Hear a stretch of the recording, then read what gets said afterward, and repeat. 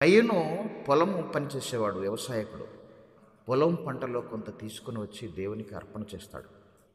తన తమ్ముడైనటువంటి హేబేలు కూడా గొర్రెల కాపరి, శ్రేష్టమైనటువంటి కొన్ని గొర్రెల పిల్లలను తీసుకొని వచ్చి దేవునికి అర్పణ చేస్తాడు.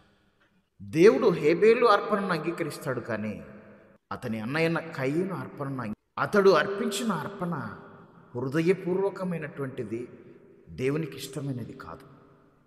అయిష్టంగా ఏదో చేయాలంటే చేయాలని మొక్కుబడిగా అలా తీసుకొచ్చి పెట్టేస్తాడు దేవుని ముందర. దేవుడు అలాంటి అర్పణలను స్వీకరించడు. నీ అర్పణ స్వీకరించే ముందు నీ మనస్సు ఆయన చూస్తాడు. నీ మనస్సు బాగలేకపోతే నువ్వు ఏమి తెచ్చినా ఆయనకు ఇష్టం ఉండదు. కయ్యేను అర్పణ తెచ్చాడు దేవునికి, హేబేలు అర్పణ నచ్చింది దేవునికి.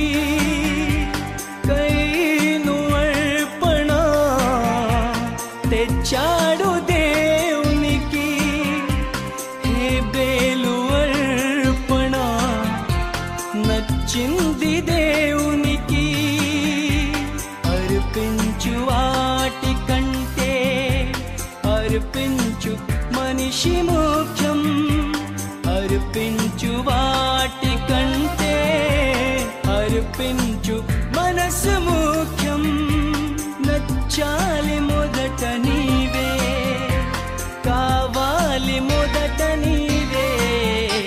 నీకిష్టమైనది కావాలి దేవునికి, బలి అర్పణ కోరలేదు దేవునికి.